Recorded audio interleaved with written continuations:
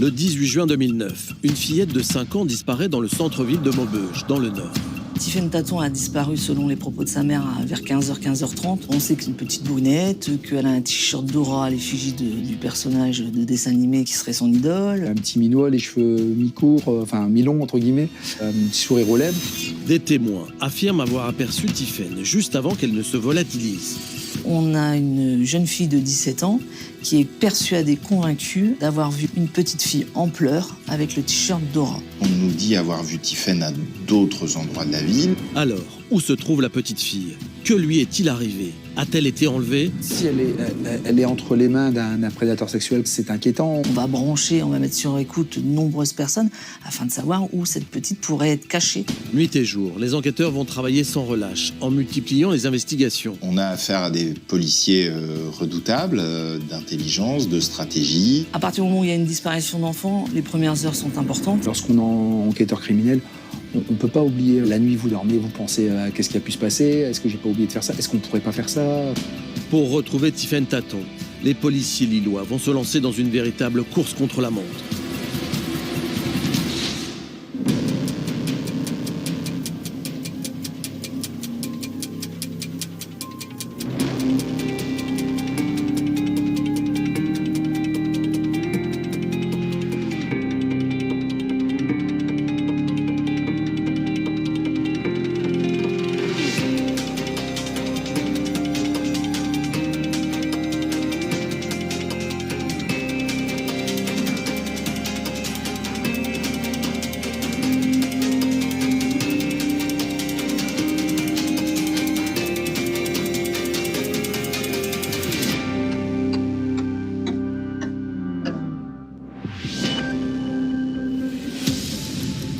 Jeudi 18 juin 2009. Il est aux alentours de 17h lorsque la PJ de Lille prend connaissance de la disparition inquiétante d'une petite fille, Tiffaine Taton, 5 ans.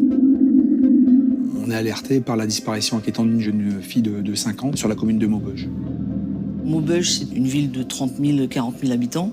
C'est une commune où il y a pas mal de commerces dans la rue principale. Et on sait qu'à cette époque-là, le 18 juin, il y a des festivités et qu'il y a énormément de monde dans les rues ce jour-là. Il y a des fêtes, il y a les Folies, qui est une fête annuelle sur cette commune. C'est la mère de la fillette, Anne-Sophie, 23 ans, qui a signalé la disparition au commissariat de Maubeuge à 16h30. La jeune maman a fait sa déposition accompagnée de sa petite dernière, âgée de 5 mois. Elle est dans la ville pour se rendre à la CPAM, pour faire des papiers, puisqu'il y avait une petite Apolline qui était née récemment. Elle s'est rendue aussi dans un magasin de chaussures où la petite aurait essayé des chaussures. Alors qu'elle se balade dans les artères de la ville, elle perd la vue de Tiffaine, subitement. Tiffaine aurait disparu. Voilà ce qu'on en sait de la situation. Rapidement, les collègues de Maubeuge y prennent cette disparition très au sérieux, qui mettent en place énormément de moyens. Et puis au fil des heures, la petite n'a pas été retrouvée. Donc on nous a demandé, à 2 fonctionnaires du groupe, d'aller en observateur à 1 heure de route à Maubeuge, afin de voir ce qu'il en était réellement. Nous sommes appelés en tant qu'observateurs, surtout en renfort, puisque souvent, dans le cadre de ce type de disparition, on sait qu'on va certainement être saisi. Alors arrivés sur les lieux, les 2 enquêteurs lillois constatent le dispositif mis en place pour retrouver l'enfant. Tous les commerçants ont déjà été avisés. Il y a la brigade nautique qui a été dépêchée pour se rendre sur la Sambre et plonger. Les chiens sont déjà passés avec l'odeur de la petite. Il y a vraiment eu un gros travail de fait et la municipalité a donné aussi des agents. La police municipale a participé aux recherches. On a alerté les chauffeurs de taxi, les bus, tout ce qui est la gare SNCF. Il y a même des porte-voix et des micros faits par les pompiers, etc., qui alertent, qui demandent justement si quelqu'un a vu cette petite fille de 6 ans. On sait qu'elle a un carré, qu'elle est une petite brunette, qu'elle a un t-shirt Dora à l'effigie du personnage de dessin animé qui serait son idole. Un petit minois, les cheveux mi-courts, enfin mi-longs entre guillemets, un petit sourire aux lèvres. Où est la fillette? Pour répondre au plus vite à cette question, la police judiciaire de Lille est saisie de la suite des investigations. La PJ est saisie parce qu'on est un service où on peut déplacer un grand nombre de personnes qui est habitué à ce genre de faits. C'est-à-dire que ce qui est intéressant dans notre service, c'est que vous allez avoir un maximum de gens disponibles en peu de temps. À partir du moment où il y a une disparition d'enfants, les premières heures sont importantes et forcément, on sait qu'elles sont déterminantes pour la suite de l'enquête. Les policiers lillois le savent, le temps leur est compté, car les premières heures d'une enquête sont toujours décisives. Pour la brigade criminelle de la police judiciaire de Lille, le compte à rebours est lancé. Vendredi 19 juin 2009, jour 1, première heure d'enquête.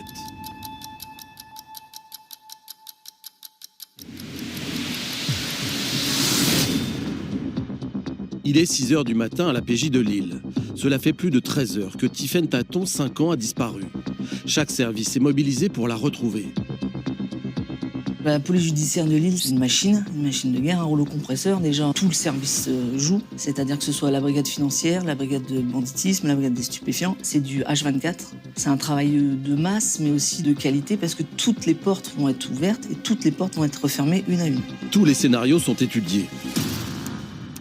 On n'a pas privilégié d'hypothèses parce que c'est pas notre fonctionnement en fait. On ouvre toujours plusieurs pistes. La piste du prédateur sexuel, la piste de l'accident, elle a pu tomber dans la Sambre, mais aussi chuter ou se réfugier dans un squat et puis s'endormir. Quand l'enfant disparaît, c'est qu'elle s'est réfugiée dans un commerce, c'est qu'elle soit réfugiée dans un hall d'immeuble, c'est qu'elle est en pleurs. Et la troisième, c'est effectivement voir aussi le conflit dans sa famille, puisqu'on sait rapidement que les parents sont séparés. Et il y a toujours le contexte de l'enlèvement familial ou de la disparition volontaire faite par l'un des deux parents. Puisqu'il faut savoir que Anne-Sophie Faucheur s'est séparée de son compagnon, de son mari, François Taton, alors que Tiffaine avait 1 an. Et Anne-Sophie Faucheur, lors de sa séparation avec François Taton, a laissé ses 2 filles à la grand-mère paternelle. Et subitement, au bout de quelques mois, elle récupère uniquement Caroline et laisse Tiffaine à la grand-mère. Au début de l'année 2009, alors qu'Anne-Sophie Faucheur s'apprête à donner naissance à une nouvelle petite fille, issue de sa relation avec Nicolas Willow, la jeune femme décide de renouer avec sa cadette. Et c'est que 4 ans et demi environ après, qu'elle se déplace sur l'école où est scolarisée la petite et qu'elle retire Tiffaine de cette école sans en aviser le papa. Elle va user aussi d'un stratagème assez quand même machiavélique, puisque les institutrices n'ont jamais vu Anne-Sophie Faucheur qui se présente comme la maman. Elle va tout de suite les rassurer en leur disant « Mais attendez, s'il y a un souci, appelez mon ancien compagnon ». Et derrière ce numéro, c'est en fait Nicolas Willow qui va se faire passer pour le papa et qui va dire qu'il n'y a pas de souci.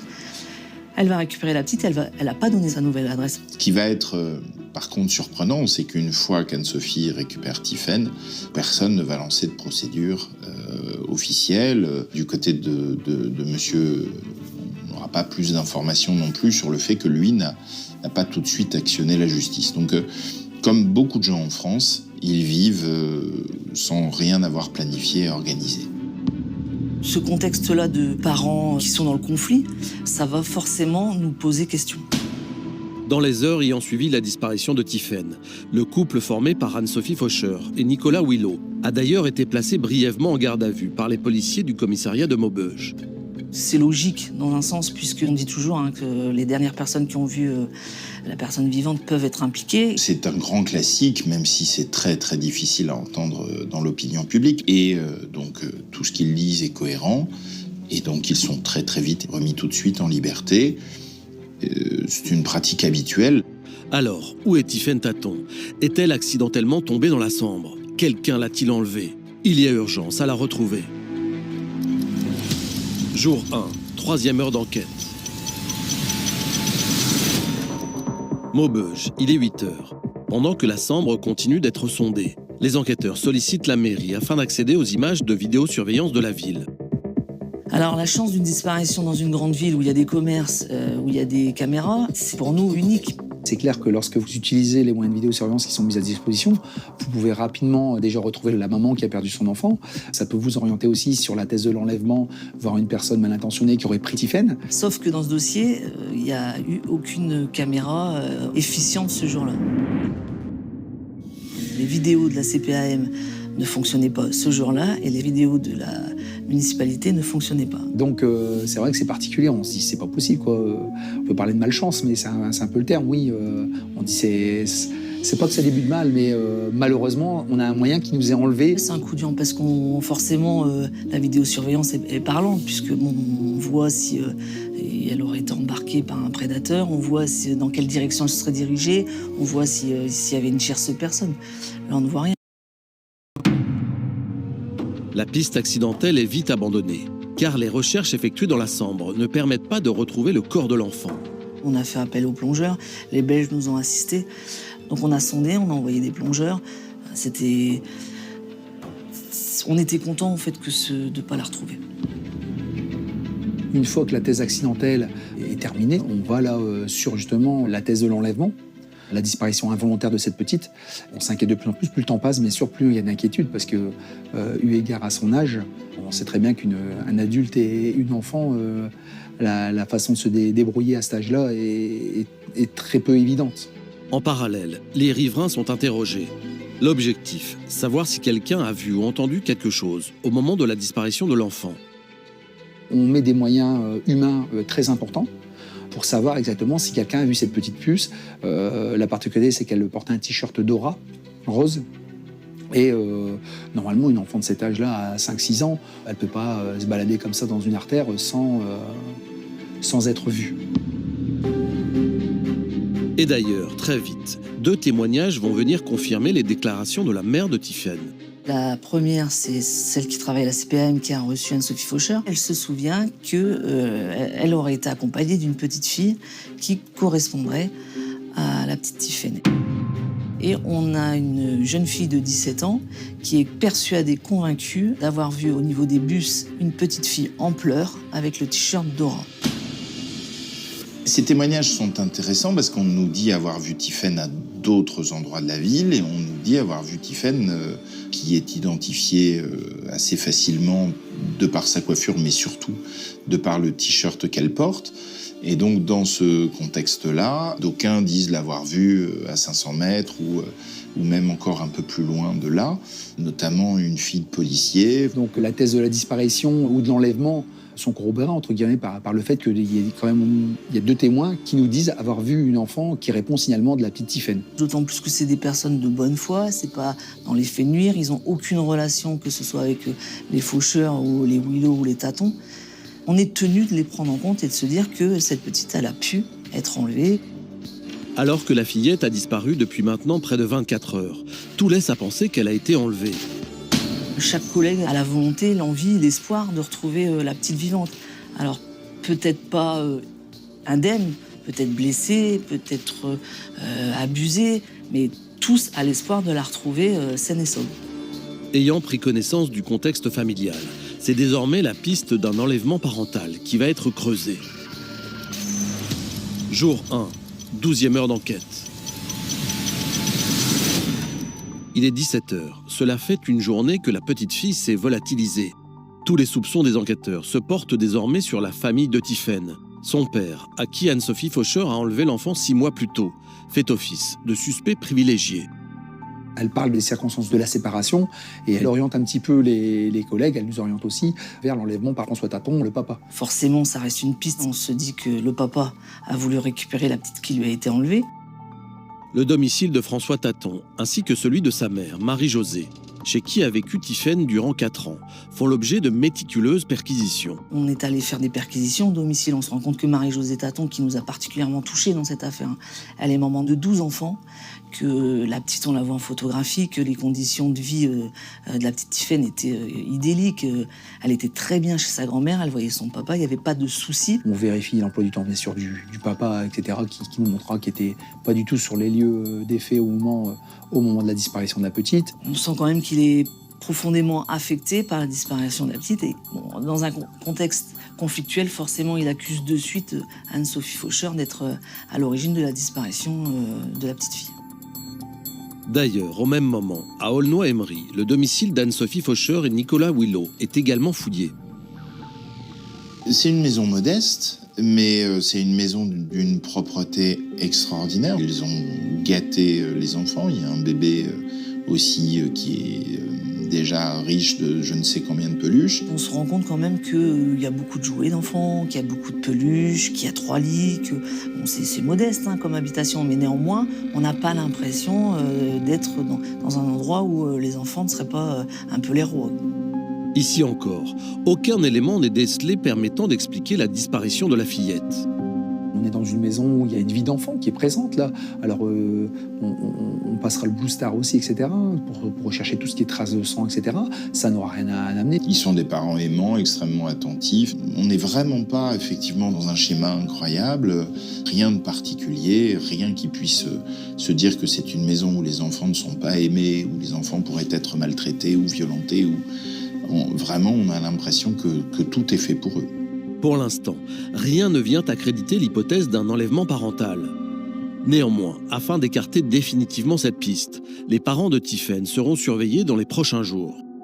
On fait un maximum d'investigation, de recherche, tout ce qui est enquête de voisinage, etc.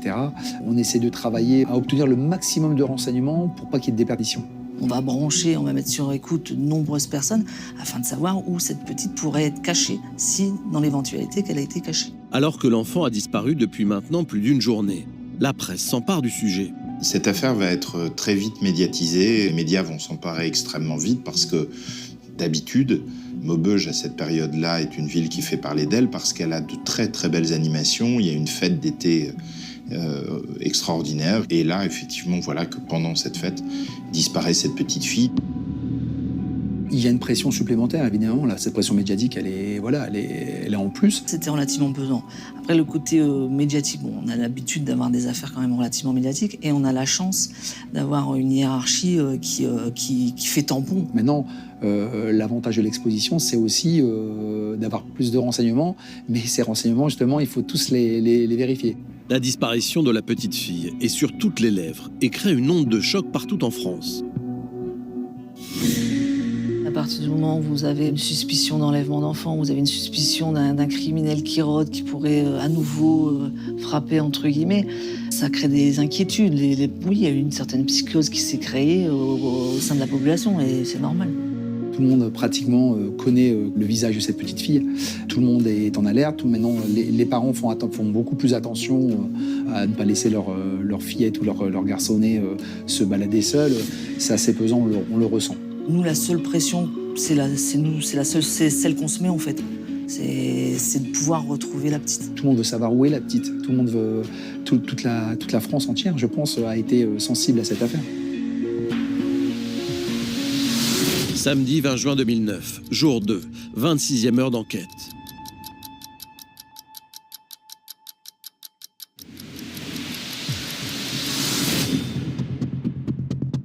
« 7 heures à la police judiciaire de Lille. L'heure est au bilan pour les enquêteurs en compagnie de la juge d'instruction. Il y a des briefings qui sont faits en début de matinée, c'est très important. Il n'y a aucune piste qui est ignorée. On ne va vraiment rien occulter et c'est de vraiment éliminer toutes les pistes qui s'offrent à nous pour être certain d'aller dans la bonne direction. Dans cette affaire, on a eu la chance d'avoir une excellente juge d'instruction. Là, on va travailler pour la juge d'instruction qui sera, elle, directrice et responsable de l'enquête.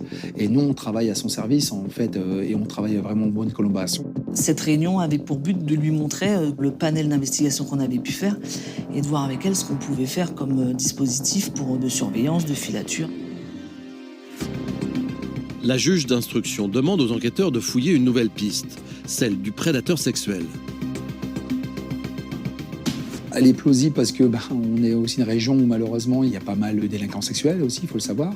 Et eu égard à l'enlèvement d'une enfant de cet âge-là qui donne plus de signe de vie et disparaît sans le vouloir entre guillemets, sans que la maman le voie, etc. Ça nous inquiète un peu. On a alerté les administratifs de la PJ afin d'effectuer des recherches sur les fichiers, notamment le fichier de délinquants sexuels. Puisque 2 ans encore auparavant, on avait eu l'affaire Francis Évrard où il y avait un petit de 5 ans, même âge, enlevé en pleine foule dans une braderie à Roubaix. Il y avait des similitudes et on ne peut pas écarter la thèse d'un pédophile, d'un détraqué sexuel qui enlève la petite. Ça nous émeut de plus en plus parce que par la suite, nos investigations, on va réellement rechercher tous les individus qui sont connus au FIJAIS, le fichier judiciaire des auteurs d'infractions sexuelles et violentes. C'est un fichier qui recense toutes les personnes qui ont été condamnées à des faits de nature sexuelle. Dans le cours de nos enquêtes, on a déjà résolu des affaires grâce à ce fichier. Alors là, on l'a ciblé géographiquement, on a ciblé aussi par rapport au fait que ce soit une petite fille, parce qu'on a des pédophiles qui préfèrent les garçons. Là, ça y est, la PJ est en route, etc. Les enquêteurs, tout ça, la machine est mise en route et elle est inarrêtable, entre guillemets, jusqu'à temps qu'on trouve une issue à cette disparition.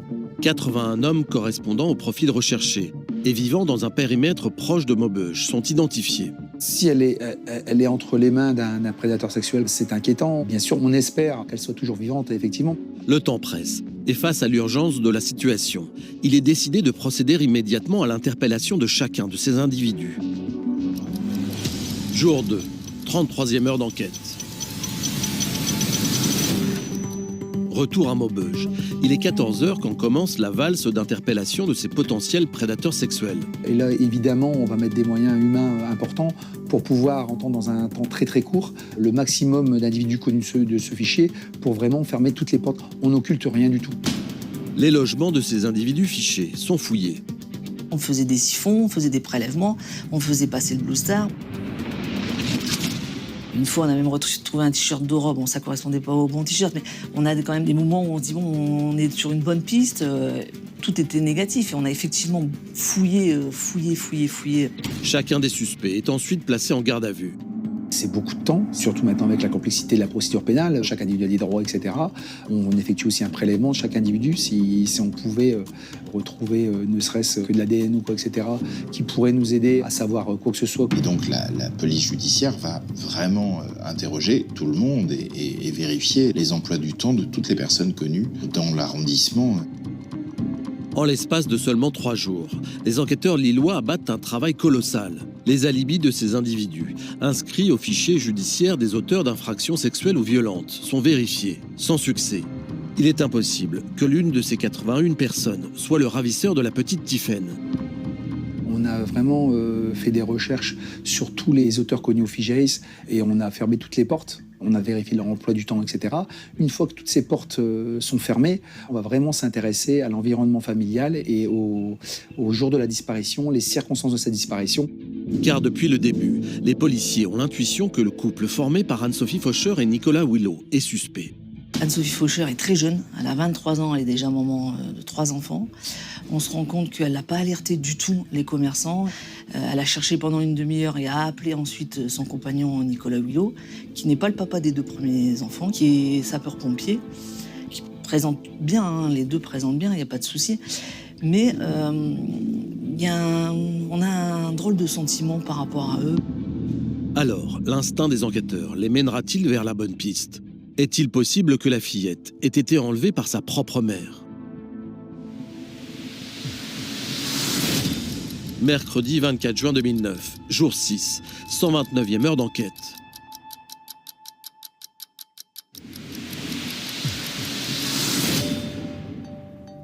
Aulnoy-Emery. Il est 14h lorsque la mairie organise un point presse sur l'affaire en compagnie de la mère de Tiphaine et de son beau-père. On fait énormément, mais vraiment, de journalistes étaient postés en permanence devant la maison. Presse écrite, radio, télévision, pendant plusieurs jours pour essayer d'obtenir les interviews. Et donc le maire organise en mairie un point presse et Nicolas et Anne-Sophie vont s'exprimer devant les médias. Elle est vive, elle est agréable à vivre.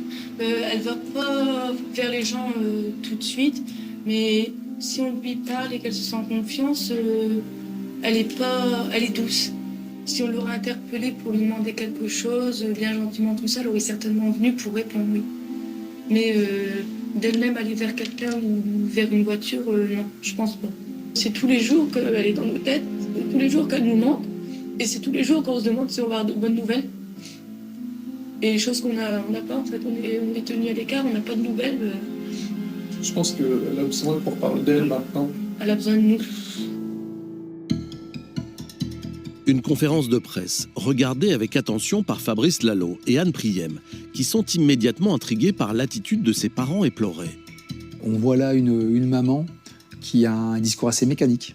Au premier abord, c'est ce qui nous a surpris, c'est ce discours assez mécanique. Elle a ce petit bandeau noir qui fait penser déjà à un deuil. C'est particulier. Comme si déjà, la jeune maman savait qu'elle ne reverrait jamais sa fille. À côté d'Anne-Sophie Faucheur, il y a Nicolas Willow qui est lui totalement effondré, qui est en pleurs. Et lui, il est effondré. Alors je comprends, mais il est le beau papa. Il la connaît depuis 6 mois, la petite. Il est effondré parce que c'est déjà parce qu'il se sent coupable. On se pose des questions. Il y a une incohérence entre une maman qui vient de perdre son enfant il y a quelques jours de cela, qui est disparue, qui doit être inquiète, etc. Et ce discours assez froid. Ça va leur faire plus de tort que de bien, en fait, cette interview, parce que ça va nous conforter dans le fait qu'il y a vraiment quelque chose qui cloche dans ce couple. D'autant plus que de troublantes informations concernant la place de Tiphaine au sein de cette famille recomposée viennent d'être faites lors de l'enquête de voisinage à Aulnoy-Emery. On va entendre des gens qui vont découvrir que les Faucheur-Willow ont 3 enfants. On va aussi mettre en exergue un témoin qui dit « oui, je l'ai vue, mais ça date ». Elle était en haut à sa fenêtre, elle avait l'air triste, le regard vide. C'est vrai que Tiphaine, comme elle a été retirée d'un établissement scolaire en cours d'année scolaire, elle ne peut pas être réinscrite. Du coup, c'est une petite fille qui est très peu vue ou jamais vue. Quand ils sont en famille, entre guillemets, ils sont 4 en fait. Il y a Caroline, il y a Pauline et il y a le couple Faucheur-Willow, c'est tout. Il y a Tiphaine, elle est quasi jamais vue. En fait, cet enfant, c'est un enfant fantôme. On n'a pas de traces. Alors que la petite fille a disparu depuis près d'une semaine, l'enquête prend une nouvelle tournure. Jour 7, 150e heure d'enquête. Police judiciaire de Lille. Il est 11h lorsque les proches d'Anne-Sophie Faucheur et Nicolas Willow sont entendus. Les enquêteurs ne le savent pas encore, mais ce qu'ils sont sur le point de découvrir dépasse l'entendement. On va apprendre qu'il y a eu le baptême de la petite Apolline, 5 jours avant, et que la petite Tiphaine n'est pas présente. On a quand même eu un sacré étonnement. Alors on va apprendre par les gens qui étaient participants au baptême que certains ne la connaissaient même pas. Pour eux, les Faucheur-Willow n'avaient que 2 enfants. Ceux qui connaissent son existence disent qu'elle a été confiée au papa. À d'autres, on dit qu'elle est restée seule à la maison. Le problème, c'est qu'avant le baptême, alors il y a une coiffeuse qui vient faire les cheveux, etc., de toute la famille pour préparer le baptême. Tiphaine, elle n'est pas vue. Elle n'est pas vue avant. La mère de Tiphaine est immédiatement confrontée à ce nouvel élément, qu'elle justifie facilement. Et la version de Madame Faucheur et M. Willow, c'est qu'en fait, elle était restée à la maison de peur de l'enlèvement par M. Taton. Ce qu'on lui a expliqué, c'est que s'il y avait bien l'endroit où elle était en sécurité, c'était au baptême. Il y avait plus d'une vingtaine de personnes, dont des hommes. S'ils avaient vu l'arrivée du papa pour prendre Tiphaine, ils auraient pu plus la protéger qu'elle seule isolée à la maison. Selon Anne-Sophie Faucheur, sa fille serait capable de rester seule à la maison. Forcément, on a une certaine sidération. On a des difficultés à cacher auprès d'Anne-Sophie Faucheur, puisque quand elle nous explique qu'il ne faut pas s'inquiéter, qu'elle avait fait un petit plat, qu'elle avait qu'à appuyer sur le micro-ondes. Je crois que c'était des raviolis ou un truc comme ça. Et puis qu'elle avait appuyé sur le micro-ondes.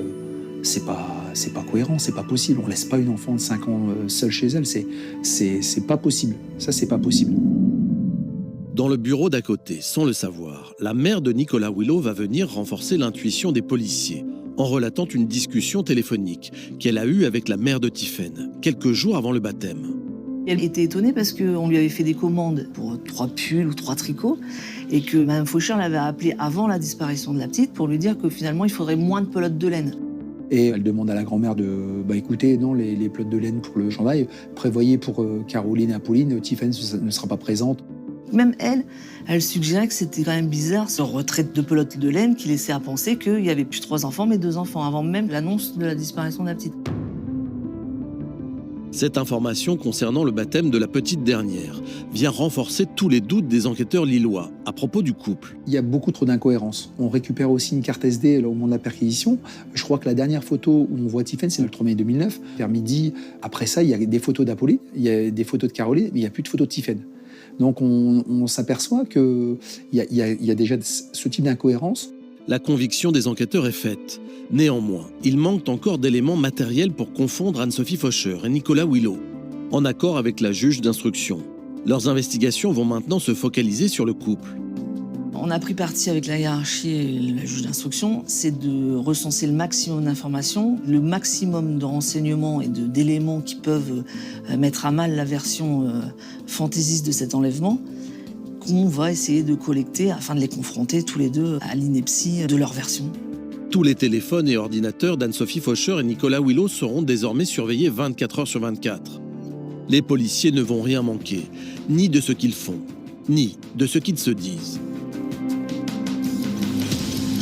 Jour 29, 676e heure d'enquête. Il est 9h dans les locaux de la crime. L'heure est au briefing. Après ces dernières semaines à épier Anne-Sophie Faucheur et son compagnon.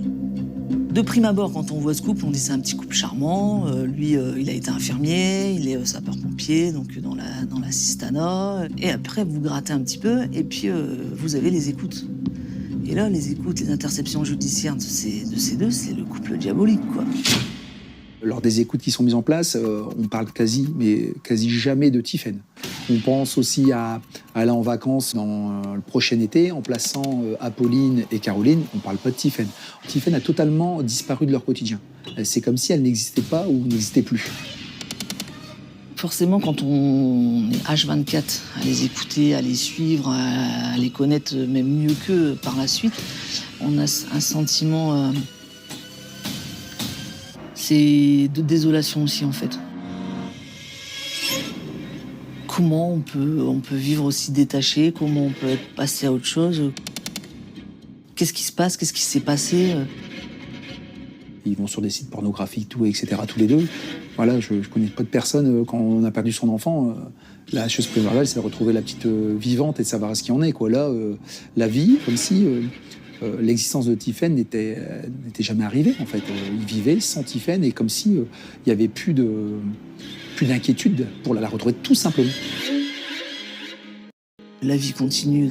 La petite, on a déjà oublié. Ils sont déjà en train de réserver un voyage à Euro Disney pour 4. Ils ne parlent plus du tout de la petite, que même à la limite, quand on leur en parle, c'est un sujet de plaisanterie. Et là, on se dit, bon, bah, ils ont déjà... Elle fait déjà plus partie de la vie, quoi. Ils ont refait leur vie. Ça colle pas quand même avec les larmes lors de l'interview et le cri de désespoir qu'elle a voulu lancer lors de cette interview. C'est complètement en décalage avec ce que nous, on vit, et les surveillances, que ce soit techniques ou les surveillances physiques, parce qu'on va les suivre tous les deux. Malgré leur acharnement, les policiers lillois ont désormais la certitude qu'ils ne retrouveront pas la petite Tiphaine en vie. On va se rendre compte qu'en fait, non, ils vivent que pour eux quatre, quoi, qu'elle n'existe plus, si autant elle a déjà existé pour eux. Plus le temps passe, plus c'est difficile de penser que Tiphaine sera retrouvée vivante, effectivement. Pendant plusieurs mois, les enquêteurs vont donc continuer d'agrémenter leur dossier en maintenant la surveillance sur le couple.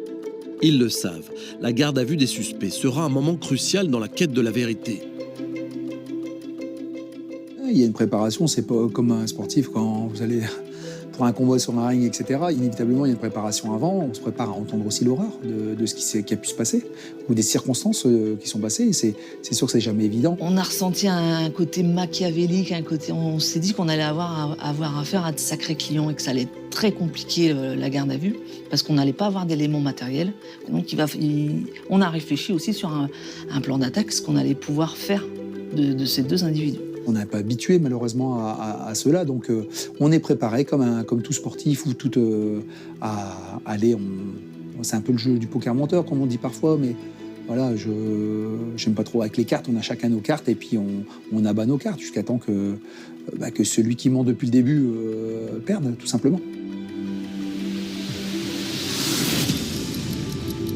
Lundi 30 novembre 2009, 165e jour d'enquête.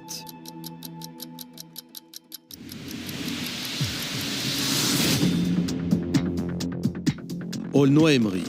Il est aux alentours de 8h du matin, lorsqu'Anne Priem et son équipe s'apprêtent à passer à l'action en plaçant Anne-Sophie Faucheur en garde à vue. On a décidé que ce serait peut-être plus intelligent de travailler sur elle et de le laisser dehors, lui. Que lui commence à douter dehors en se disant qu'est-ce qu'elle a pu dire, et de s'attaquer d'abord sur le maillon fort, et d'en laisser un dehors. En fait, ce qui s'est passé, c'est qu'on a attendu qu'ils partent travailler, et on a mis en garde à vue Anne-Sophie Faucheur. Nicolas Willow est immédiatement averti du placement en garde à vue de sa compagne. Il est en panique. Nicolas Willow, il est en panique. On le sent à travers ce qu'il fait. Il prend sa voiture, il revient. On voit ses déplacements parce qu'il est sous surveillance. On voit aussi au niveau des écoutes que ça va pas bien, quoi. Il est perdu. Entendue dans les locaux de la PJ, Anne-Sophie Faucheur montre rapidement quelques signes de fébrilité. Elle se rend compte qu'elle a acculé face aux questions, que ça va pas, qu'il n'y a rien qui colle, qu'on n'y croit pas, que la petite a disparu depuis plus longtemps que le 18 juin, qu'est-ce qui s'est passé le 13 juin, où était-elle là au baptême. Et bon, forcément, quand vous mentez, Il n'y a qu'une vérité, comme on dit toujours au garde à vue. Elle est en train de sombrer, en train de glisser lamentablement dans ses mensonges et qu'elle cherchait une issue de secours. Alors qu'elle est entendue depuis plusieurs heures, la suspecte semble vouloir subitement en dire davantage. On avait un jeune collègue qui avait intégré le groupe il y a quelques mois auparavant. Il sortait d'école et tout. Et c'est un garçon très gentil, bienveillant, empathique. Et elle s'est raccrochée à lui, en fait. C'est ce moment-là qui est le moment clé où, quelque part, elle flanche. Et où là, elle va révéler la cause de la disparition de Tiphaine.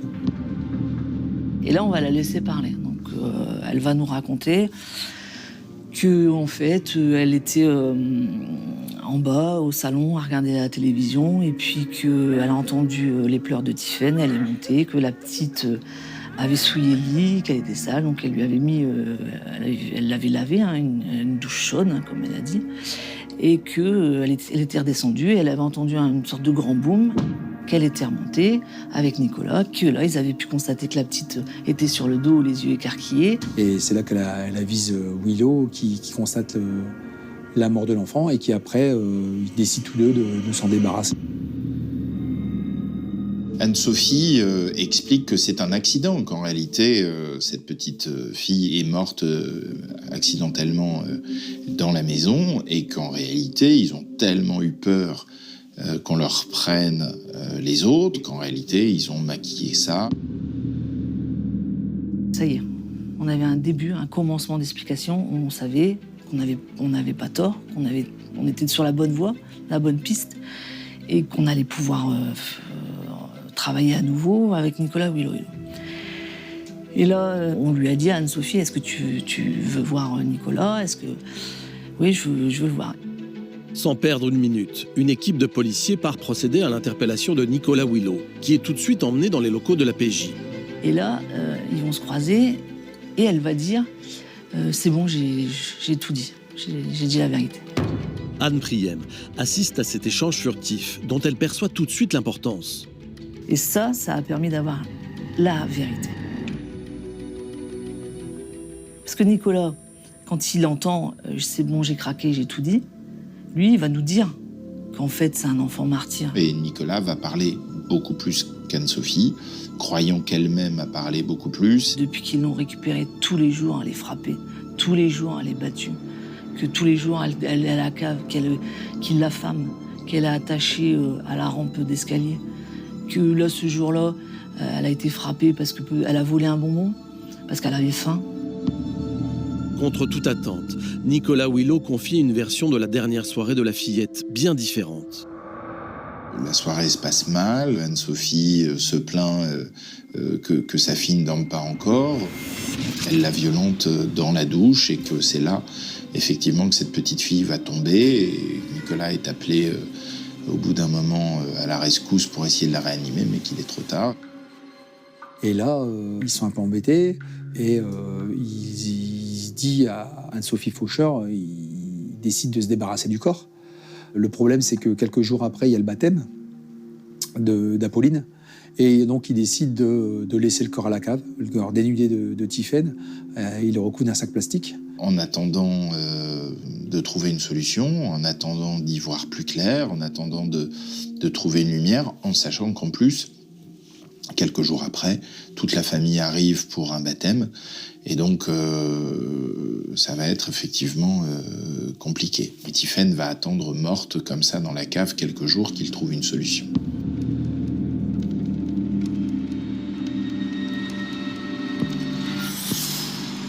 Quelques jours plus tard, Nicolas Willow se serait rendu seul en Belgique pour enterrer le corps de la fillette dans un bois de Marcinelle. C'est l'abject de l'horreur, hein, parce qu'on va se retrouver à Marcinelle, qui est tristement connu, hein, puisque c'était là où vivait Marc Dutroux. Nicolas va l'emmener, va la véhiculer, va la transporter dans une forêt qui n'est pas très très loin, qui est de l'autre côté de la frontière belge, en imaginant que ça permettra qu'on ne la retrouve jamais. Ce qui démontre aussi encore, qui amplifie encore le côté machiavélique de ce couple, quoi. Présent sur place, l'avocat du couple, maître Emmanuel Rigler, est bouleversé par ces aveux glaçants. C'est difficile de parler de soi, mais moi, je ne vais pas savoir conduire pendant 3 jours. Je vais être bloqué d'une épaule, je vais avoir une réaction effectivement physique. Je vais surtout découvrir des informations et des détails bouleversants, puisque tout s'est passé dans cette petite maison où j'allais régulièrement. Le corps de Tiphaine est resté plusieurs jours juste en dessous de la chaise où je m'asseyais, puisque je prenais toujours la même place. Est-ce que je peux avoir un minimum de confiance en eux et est-ce que je suis encore capable de les croire sur quoi que ce soit dans ce qu'ils vont me dire maintenant? La garde à vue du couple se termine, mais la course contre la montre continue pour les policiers lillois. À en croire Anne-Sophie Faucheur et son compagnon, Tiphaine serait enterrée depuis plusieurs mois, laissant craindre le pire sur l'état de son corps. 174e jour d'enquête. Marcinelle, dans la banlieue de Charleroi en Belgique.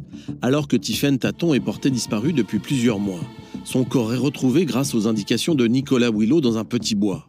Un moment bouleversant pour les enquêteurs présents sur place. Cette petite fille est enterrée à quelques dizaines de centimètres sous la terre, sans linceul, vulgairement comme un chien, dénudé. Les jambes recroquevillées, dans un état avancé de putréfaction un petit peu. Elle est jetée à même le sol, face contre terre. On voit déjà qu'il y a des os qui ont été brisés. C'était un déchet, ils l'ont jeté comme un déchet, sans aucune...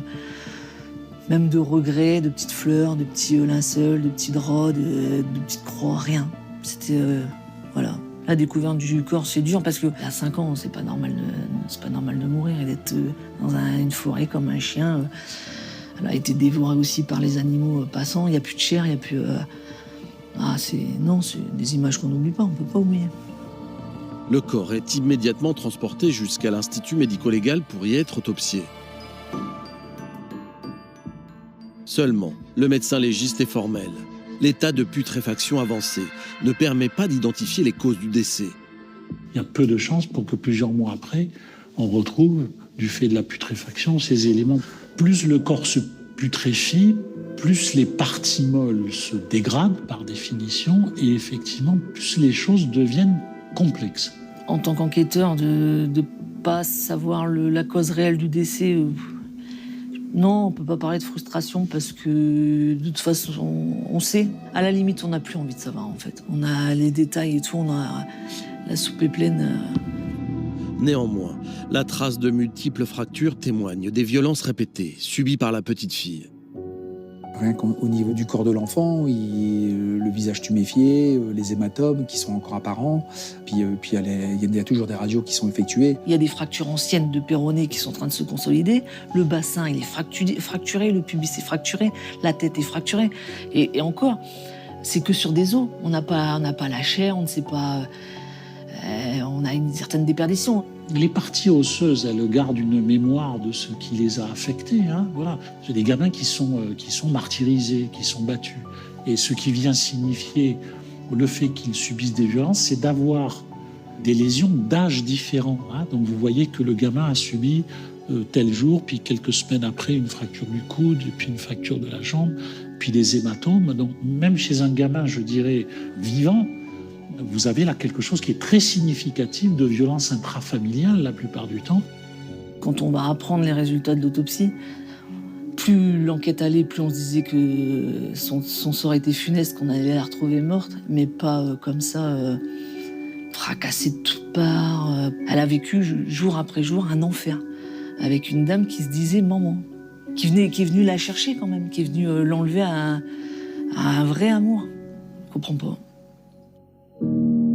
6 mois auront été nécessaires aux enquêteurs lillois pour rassembler les indices leur permettant de confondre la mère et le beau-père de Tiphaine Taton. Quand on découvre le corps d'un enfant ou quand on sait... On n'a même pas pu se satisfaire ou du moins lâcher prise et puis souffler et puis se dire ouais, on a quand même fait le job les gars, c'est bien. Cette enquête de longue haleine a profondément marqué chacun des protagonistes du dossier. Chaque enquêteur qui a participé, qui était présent au moment de cette affaire, quand vous dites Tiphaine, tout de suite, tout le monde voit le visage souriant, cette petite fille qui était affichée, et surtout la monstruosité de l'acte de sa mère et de son beau-père. On a été confrontés à l'horreur, et il a fallu survivre à l'horreur de Tiphaine. Ça nous a rendus encore plus forts quelque part, mais aussi avec une carapace encore plus forte. Parce qu'ils ont déshumanisé la petite en l'enterrant, mais ils nous déshumanisent aussi. Parce qu'à travers la lecture, à travers les écoutes qu'on a pu faire d'eux, on a côtoyé des monstres. En janvier 2013, Anne-Sophie Faucher et Nicolas Willow ont été reconnus coupables d'homicide volontaire devant la cour d'assises de Douai. Tous deux ont été condamnés à 30 ans de réclusion criminelle, assortis d'une peine de sûreté de 20 ans.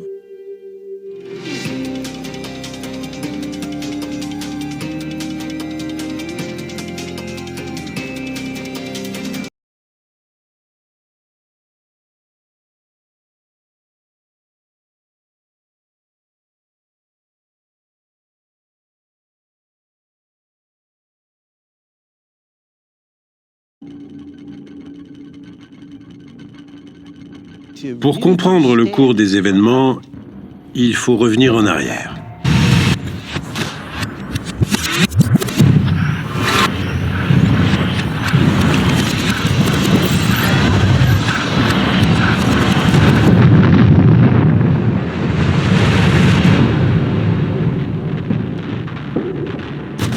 En 1944, le dictateur soviétique Joseph Staline a décrété que la Tchétchénie soutenait l'Allemagne nazie.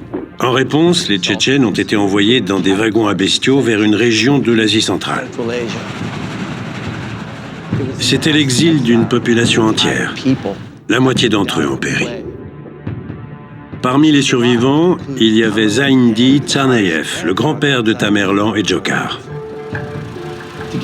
Pour réussir à nourrir sa famille, Zaindi fouillait une décharge afin de revendre de la ferraille. Un jour, il a chargé son butin dans sa voiture sans savoir qu'il y avait dans le lot une bombe. Elle a explosé et l'a tué. Son fils, Enzor, s'est marié avec une femme, Zubaydat.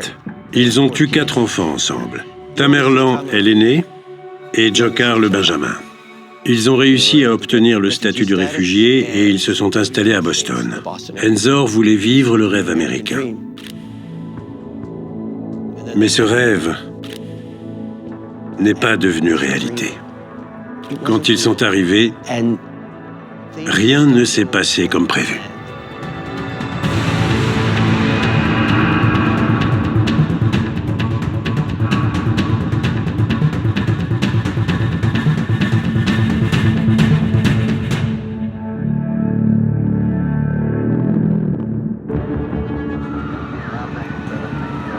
De toute ma vie, je n'avais jamais vu ou vécu une histoire pareille. Et ça se déroulait à Watertown en temps réel. Un des suspects était mort, l'autre s'était enfui. On a passé la nuit à fouiller des halls, des garages. La police ne dévoilait rien, mais les habitants si. Et selon eux, il y avait eu une fusillade. We heard the boom, boom, shotgun sound type of thing. Then bop, bop, boom, boom, bop, bop, bop, bop, bop, boom, boom, boom, bop, bop, boom, boom, back and forth. It was crazy. Boom, boom, and we didn't know what it was, and then all of a sudden you just see 100 cruisers. We were still going toward it, and then residents from the windows, they shouted, "Hey, it's gunfire, don't go that way." La police de Boston nous a rapporté qu'un chauffeur de taxi prétendait avoir pris en route un ressortissant tchétchène à Watertown et qu'il l'avait déposé à la gare sud de Boston. On nous a également signalé la présence d'une bombe tuyau dans la rue de la gare. On a commencé à se demander si les frères Tsarnaev agissaient vraiment seuls. Notre réseau ferroviaire était-il menacé? Quelqu'un avait-il posé une bombe? On avait besoin de réponses, donc on a envoyé une équipe là-bas. On a arrêté tous les trains qui faisaient le trajet de Boston vers New York et Washington pour les fouiller de fond en comble. Nous étions au poste avec la police des transports et le gouverneur. On s'est rendu compte que les premiers bus partaient vers 5h30, 6h du matin et qu'ils pourraient fuir par ce moyen. On s'est mis d'accord sur la marche à suivre. On a choisi de confiner la ville.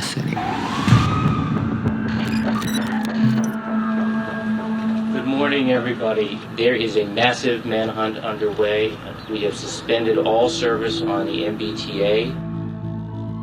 We're asking people to shelter in place, to stay indoors with their doors locked, and not to open the door for anyone other than a properly identified law enforcement officer. And that applies here in Watertown, also Cambridge, Waltham, Newton, Belmont, and at this point, all of Boston. All of Boston. 1 million people on lockdown in Boston right now. As you heard there, everything closed. This is just unprecedented. C'est devenu une ville fantôme. Personne ne sortait. Les directives ont été suivies.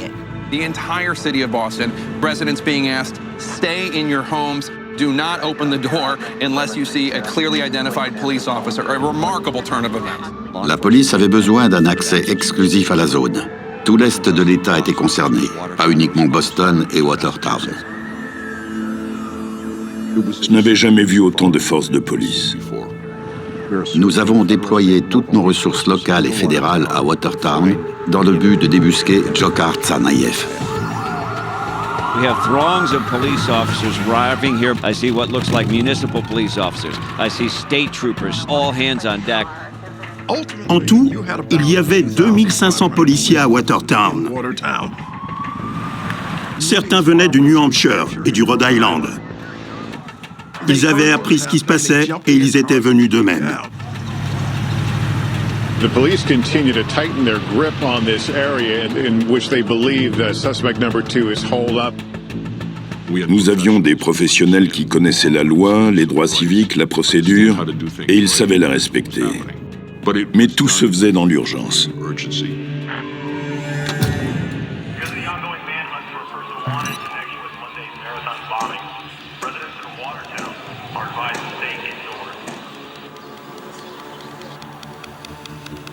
My wife and I, we've been up for most of the night following the news. Then around 5:30, we woke up and police officers just been coming through, going from house to house.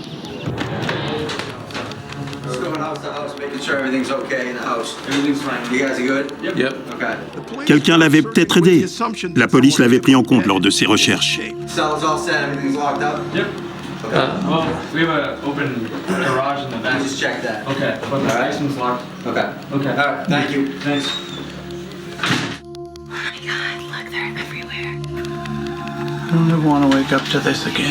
Beaucoup de gens étaient mécontents de voir la police aller de jardin en jardin, d'allée en allée. What's the last 24 hours or so been like? Horrifying. What does it feel like? Terror. Feels it's horrendous. It makes me nervous. I'm scared to death. I'm scared. Is there anybody else in there? No. Just you two? Is it one big residence or is there multiple apartments? Le confinement était la meilleure solution. Il aurait pu être n'importe où, mais on pensait vraiment qu'il était à Watertown. On ignorait complètement où il était allé, si quelqu'un d'autre était impliqué ou s'il y avait d'autres bombes. L'enquête se déroulait sur deux fronts. D'un côté, il y avait la recherche active du suspect sur laquelle nous concentrions tous nos efforts. Et de l'autre, nous nous efforcions de comprendre ces deux frères. Pourquoi avait-il commis cet acte? Et surtout, quelqu'un d'autre était-il impliqué?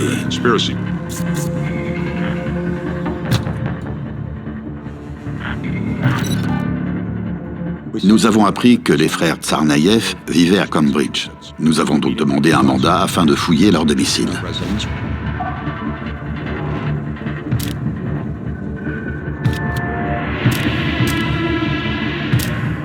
L'équipe d'intervention a rapidement trouvé du matériel pour fabriquer des bombes. Pas de traces de Dzhokhar. Mais Tamerlan avait une femme, Catherine Russell. A producer saw police come out of his building with a woman. Elle a rencontré Tamerlan et elle s'est convertie à l'islam. Nous l'avons interrogée. Elle n'était pas coopérative.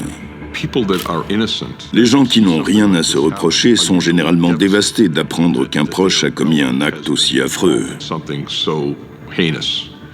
Elle n'éprouvait aucun remords et aucune empathie. Ça m'a frappé. Pour moi, elle était en accord avec les idéaux de Tamerlan. Malgré tout ce qu'il avait pu faire, elle n'allait en aucun cas aider le gouvernement des États-Unis. J'espérais trouver des éléments à charge contre elle afin de l'inculper, parce que j'étais certain qu'elle était impliquée. Mais nous n'avons jamais rien trouvé. Nous n'avions pas assez de preuves contre Catherine Russell. Si vous découvrez ou suspectez que quelqu'un va commettre un crime, ce n'est pas illégal de se taire, de ne pas le signaler ou même de ne pas intervenir.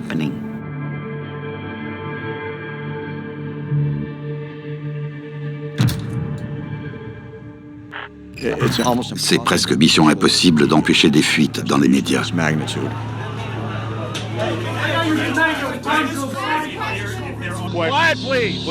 Nous avons donc révélé leurs noms.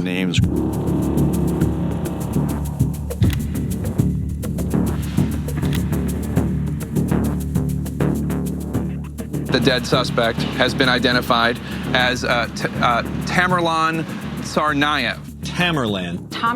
The one still being sought is Dzhokhar Tsarnaev. Il était très tôt et j'étais en voiture. J'ai entendu leur nom à la radio. Tsarnaev, c'est un nom tchétchène. Both parents are back in Dagestan and Elizabeth Palmer has their reaction. What happened is a terrible thing, but I know that my kids have nothing to do with this. I know it. I am mother. За своего сына боюсь, за жизнь его. Пусть они его должны арестовать, привести, но живым. Живым. И надо, чтобы правосудие разбиралось в этом, кто прав, кто виноват. Reporters found the suspect's uncle. His message to his nephew, surrender. If you're alive, turn yourself in and ask for forgiveness. The victims.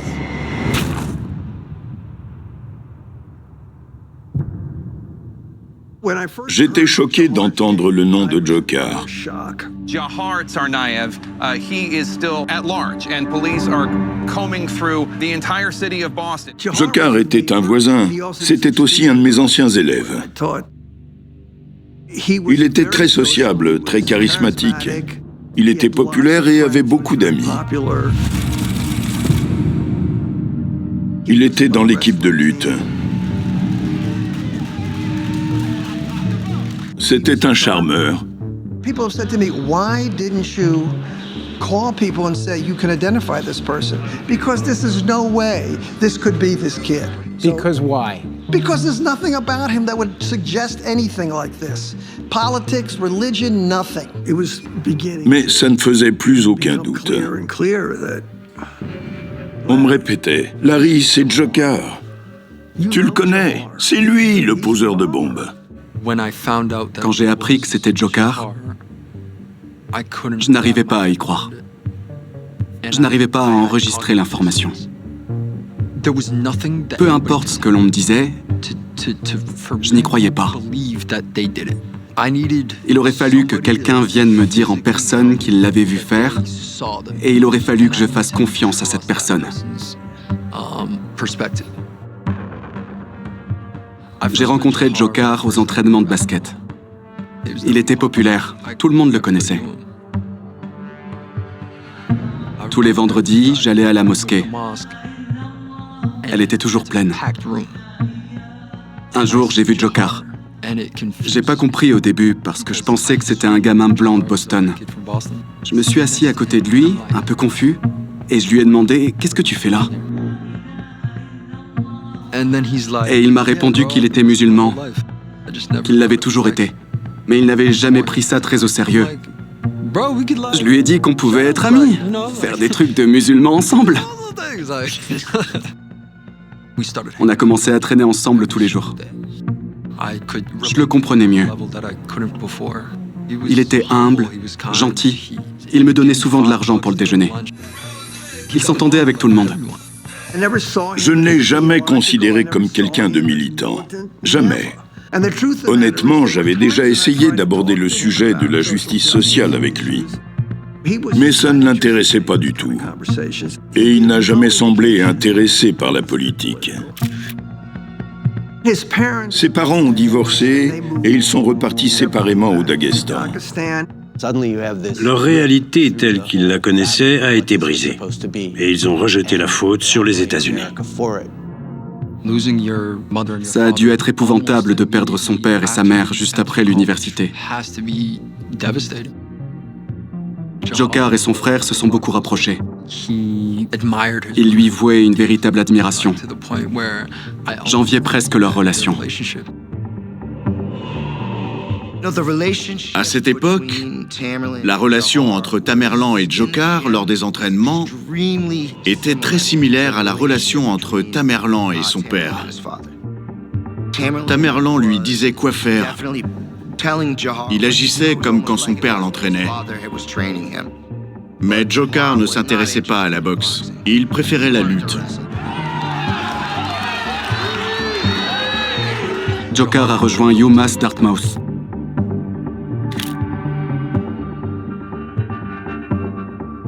Il disait que les cours lui plaisaient, qu'il avait de bonnes notes, qu'il gagnait de l'argent.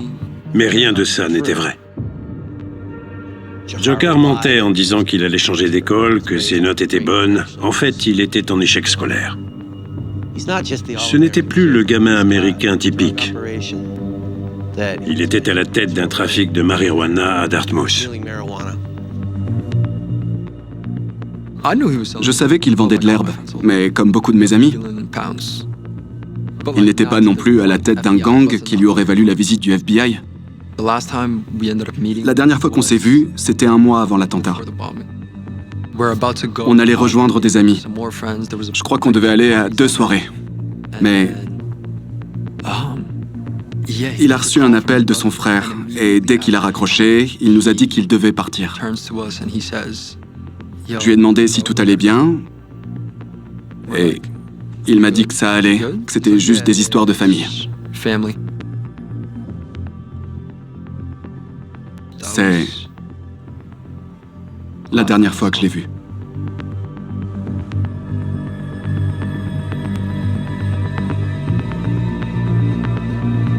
De toute ma carrière, c'est l'événement qui m'a le plus touché. Je suis professeur d'histoire et c'est mon travail d'essayer de trouver un sens aux choses.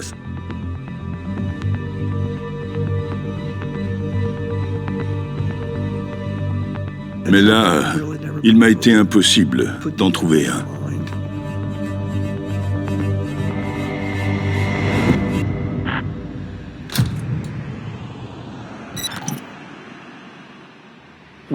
Dzhokhar avait un appartement sur le campus. La police de l'université a envoyé une équipe d'intervention à son logement. J'ai également fait venir de Virginie une équipe spécialisée dans la libération des otages. Emotions ran high as hundreds of students evacuated campus in the morning, notified via text message that something was wrong. My roommate came in and he's like, by the way, we're supposed to be leaving campus because the guy goes here. And I'm like, oh, he used to be an alum or something like that? He's like, no, he's the guy that we hang out with sometimes. I'm still in shock. Yeah, I just want to get them out of here. On espérait vraiment le trouver vivant là-bas. A fucking SWAT team is right outside my fucking door. I'm armored car. What the fuck? On écoutait la radio en direct.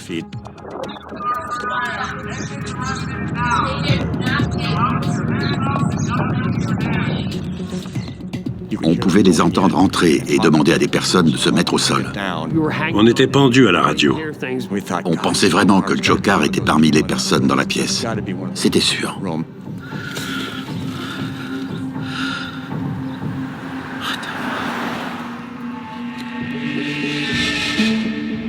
On aurait aimé, mais il n'était pas là. C'était très décourageant. Ils n'ont rien trouvé. C'était une impasse et ils ne s'y attendaient pas. On vérifiait toutes les informations qu'on avait, mais on commençait à être à court de pistes.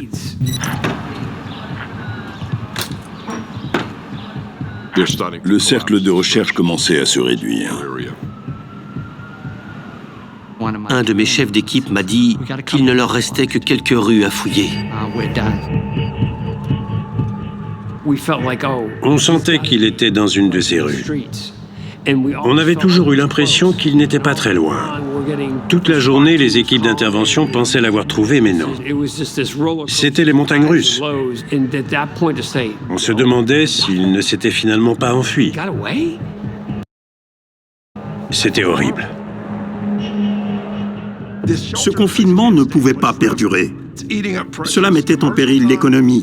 Les habitants ne comprenaient pas. Ils ne savaient pas du tout où ils pouvaient être.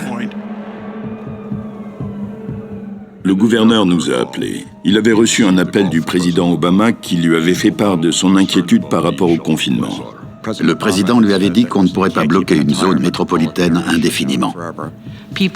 Tout le monde était sur les nerfs. Nous allions annoncer que nous levions le confinement, mais qu'il fallait faire preuve de prudence, de ne pas quitter son domicile si possible, parce que nous le cherchions toujours. In light of the developments in the course of the day, the stay indoors request is lifted. The T is open, effective immediately, the MBTA, effective immediately. We are asking the public to remain vigilant if you are out. There is still a very, very dangerous individual at large. Tout le monde commençait à remballer et à rentrer chez soi. Police who have been combing this area actually being pulled out after that somewhat disappointing news conference, and the bottom line from that news conference is that he got away. The younger brother is on the loose right now. He's armed, very dangerous, yet the local authorities come out and say, you know what? We're going to ease this lockdown and go back and do what you need to do. The freeze, in effect, is over. On était vendredi soir. J'avais dû dormir 8 heures sur les 5 derniers jours. C'était déjà un miracle que je tienne encore debout, et je n'en suis vraiment pas fier. Mais c'était la réalité de la situation. Rick Deslauriers a bien vu que tout le monde était épuisé. Il m'a dit qu'on n'avait rien de concret pour l'instant, qu'on ferait mieux de mettre les recherches sur pause, d'aller dormir un peu et revenir en meilleure forme. J'étais épuisé. J'avais déjà renvoyé mon chef de département chez lui parce qu'il n'arrivait pas à garder les yeux ouverts. On avait perdu des agents de l'équipe d'intervention. Ils étaient tellement fatigués qu'ils avaient dû aller à l'hôpital. On avait tous besoin d'une pause. Alors je suis rentré chez moi. J'étais un des derniers encore à Watertown parce que je n'arrivais pas à trouver quelqu'un pour me remplacer.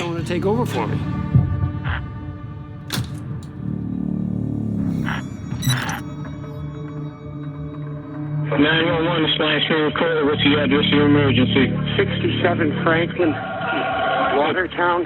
Okay, do you need police, fire, or ambulance? I have a boat in my yard. There's blood all over the inside. There's a person in the boat. Are you sure? I just looked in the boat. Okay, stay on the phone. Okay. Un policier de Watertown est venu en courant pour me dire que quelqu'un était caché dans un bateau au 67 Franklin Street. Je n'y croyais pas.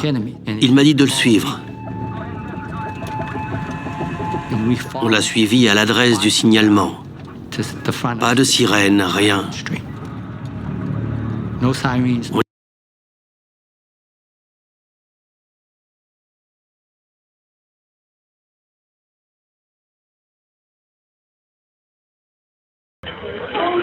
Are you sure? I just looked in the boat. Okay, stay on the phone. Okay. Un policier de Watertown est venu en courant pour me dire que quelqu'un était caché dans un bateau au 67 Franklin Street. Je n'y croyais pas. Il m'a dit de le suivre. On l'a suivi à l'adresse du signalement. Pas de sirène, rien. On y est allé en silence. On est arrivés les premiers sur place. La nouvelle ne s'était pas encore propagée. Le lieutenant et moi, nous avons remonté l'allée, nos armes à la main. J'ai alors vu la bâche, celle qui protégeait le bateau, et je voyais quelque chose dépasser. Mais je ne savais pas si c'était un doigt ou une arme. Nous savions qu'il y avait quelqu'un dans le bateau. Mais qui? On espérait que ce soit le suspect. Je me suis demandé si on devait s'en occuper nous-mêmes, mais nous ne savions pas s'il avait un gilet explosif sur lui. On avait bien vu les explosifs.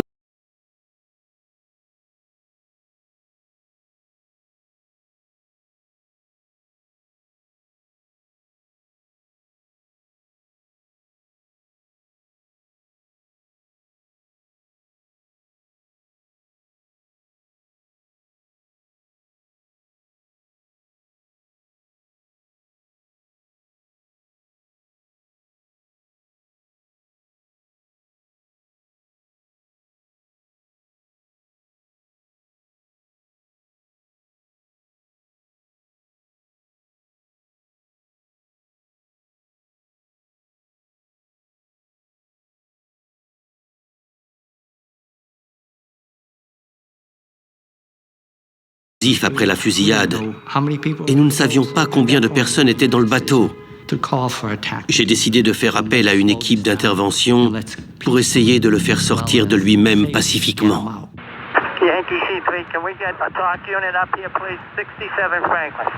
Mais le problème, c'est que lorsque la nouvelle s'est propagée, tout le monde est venu.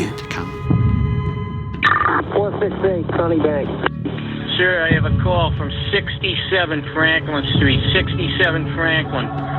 There's a boat in the backyard. There's blood all over the couch. Et là, j'entends sur ma radio, patron, ils l'ont trouvé. Faut revenir. Ok. J'étais au coin de la rue, donc j'ai fait demi-tour directement. J'ai eu un appel m'informant que quelqu'un était caché dans un bateau à Watertown. J'ai demandé à mon chauffeur où il y avait de l'eau en ville pour qu'il y ait un bateau. If you're just tuning in right now, there has been what appears to be a major development in what has been a painstaking search. S'il s'agissait bien de Dzhokhar Tsarnaev, ça voulait dire qu'il était dans ce bateau depuis 18 heures. Il a abandonné la voiture à quelques rues de là où il s'est caché. À seulement un bloc. Je me demande bien comment ils ont pu manquer ce bateau. Surtout qu'il y avait des traces de sang. C'est incompréhensible. Local police in the Watertown area have told everyone, forget about what they said an hour ago. Stay inside, don't go outside. This is clearly a significant moment. J'ai commencé à voir des policiers arriver de tous les côtés. J'entendais des sirènes. J'ai crié, ne laissez pas les policiers passer. Je m'en occupe. Bloquez le passage. Je savais que ça risquait d'être le chaos.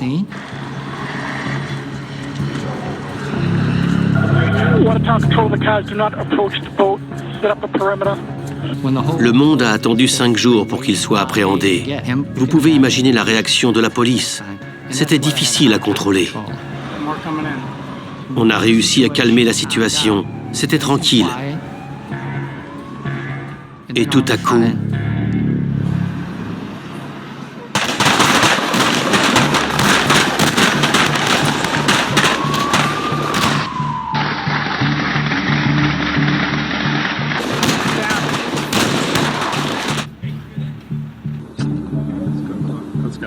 That's gunfire. Hearing that?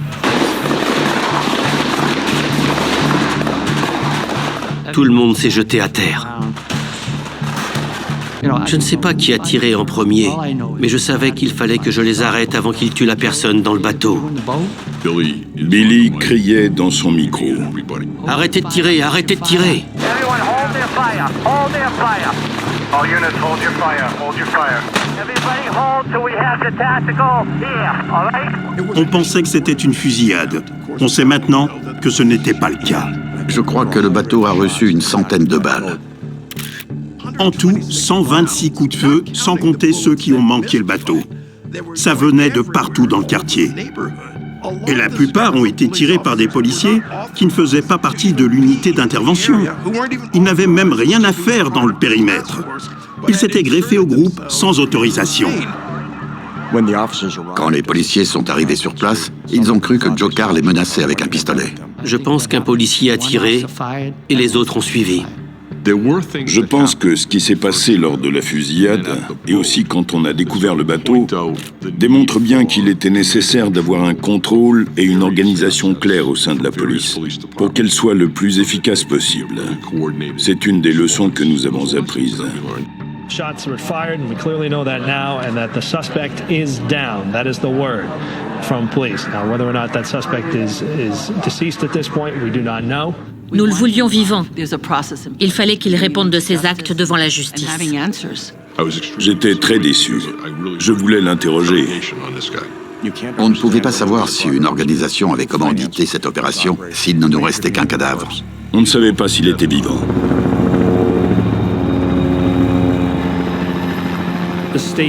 La police avait un hélicoptère équipé de lumière infrarouge. C'est une caméra qui peut détecter la chaleur du corps ou un mouvement et retransmet une image. J'étais au poste. C'était étonnant. J'ai pu voir une image thermique de Dzhokhar allongé dans le bateau. L'opération était diffusée en direct, donc nous avons pu la voir. J'étais scotché devant ma télé. On regardait les infos depuis des heures. C'était claustrophobique et tendu. Ça faisait beaucoup à gérer. Le monde y assistait en direct. Hey, Deb Farrick, you're here. I know you're working your sources. Tell our viewers what you're learning right now. You have hundreds of law enforcement officers who have zeroed in on a man they believe is the suspect. They have him cornered. They have a visual. They can see what he's doing. We're told to be on standby because clearly this could be the big moment.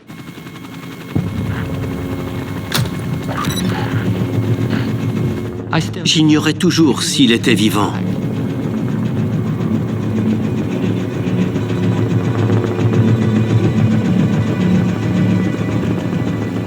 Tango 9 to 3, the police airway tells me that there's definitely movement in the boat. There's definitely movement in the boat. Mais le pilote de l'hélicoptère nous a dit qu'il avait détecté un mouvement. HRT moving up left side. L'équipe d'intervention avait un véhicule blindé sur place. Ils l'ont utilisé afin de s'approcher et retirer la bâche. Cela permettait d'avoir un meilleur visuel, mais aussi de lui laisser l'occasion de se rendre, si c'était ce qu'il voulait.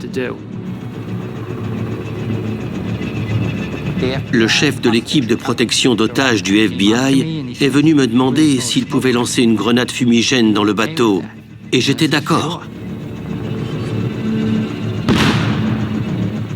Ça n'a pas fonctionné. Il nous a ensuite dit qu'ils allaient lancer une grenade assourdissante. Je lui ai dit que le problème, c'était qu'il y avait plus de 170 litres de carburant. On risquait de faire tout sauter. On allait avoir besoin des pompiers. Fire's coming down Walnut. Fire's coming down Walnut. We are now being pushed back by law enforcement. We're getting back a little bit behind a dumpster. Aaron, there's been a series of 8 explosions. There could have been these flashbang grenades that John King was talking about. Le bateau n'a pas explosé, mais Dzhokhar n'est pas non plus sorti. J'étais comme ça.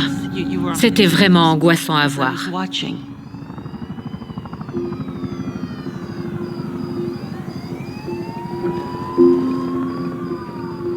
Ils ont négocié avec lui. Ils l'ont fait se lever.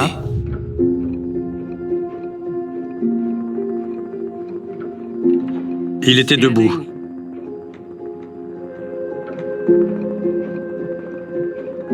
Ils lui ont demandé de relever son haut. Il n'avait pas l'air armé. Ça allait enfin arriver.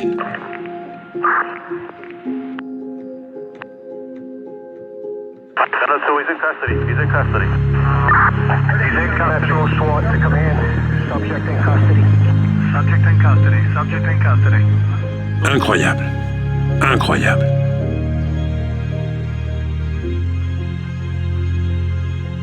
Menotté. C'était merveilleux. On entendait des applaudissements. À la radio, tout le monde criait de joie. J'avais tellement peur de ne pas avoir la bonne personne. Je me rappelle, le chef de l'équipe d'intervention est venu me voir, et c'était quelqu'un d'intimidant pour un homme comme moi. Je lui ai demandé si c'était le suspect. Il m'a dit que oui, à 100%. La couleur est revenue sur mon visage. Je peux vous dire que voir Dzhokhar Tsarnaev me noter a été un des moments les plus satisfaisants de ma carrière. Good evening. The tweet just came from the Boston police and it reads in all caps, captured. The hunt is over. Suspect in custody. Il nous restait du travail, une enquête à mener. Nous devions découvrir si d'autres personnes étaient impliquées. Mais cette chasse à l'homme qui avait duré 4 jours était enfin terminée. Nous l'avions attrapé.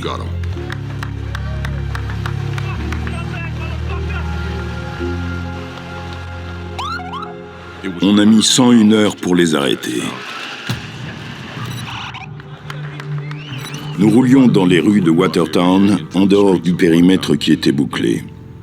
Et les habitants criaient, nous faisaient signe. J'avais l'impression qu'on venait de libérer Paris. Les gens applaudissaient. C'était comme une parade.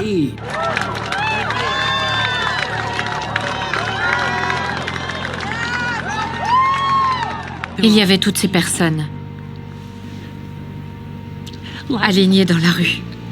Je me sentais patriote. J'appartenais à ce pays et à tous ses bons côtés. C'était un événement très émouvant. On voyait des gens brandir le drapeau américain, remercier les forces de l'ordre. Aujourd'hui encore, ça me fait pleurer.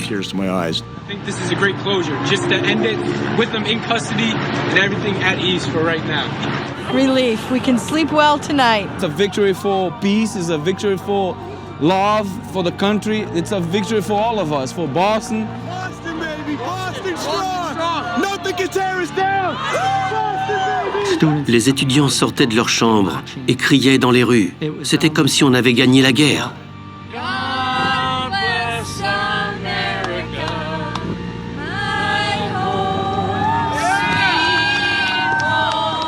Today, the city of Boston, the city of Cambridge, and the city of Watertown can breathe a sigh of relief knowing that 2 perpetrators who caused so much pain and anguish are no longer a threat to our personal safety and to our communities.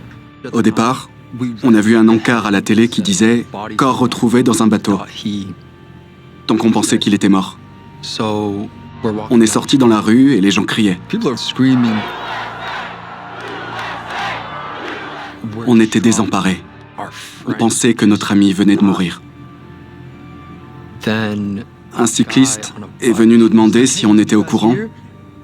Et là, on a commencé à se déchaîner contre lui. « Barre-toi! Fous-nous la paix! Dégage !» Et lui, il comprenait pas du tout. Après, on a rejoint d'autres amis et on a appris qu'il avait été capturé, pas tué.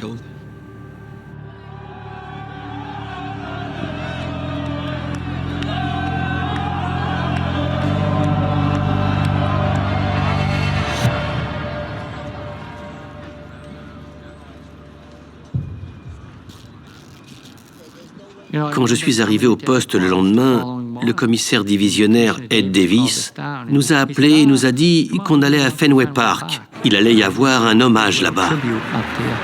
All right, Boston.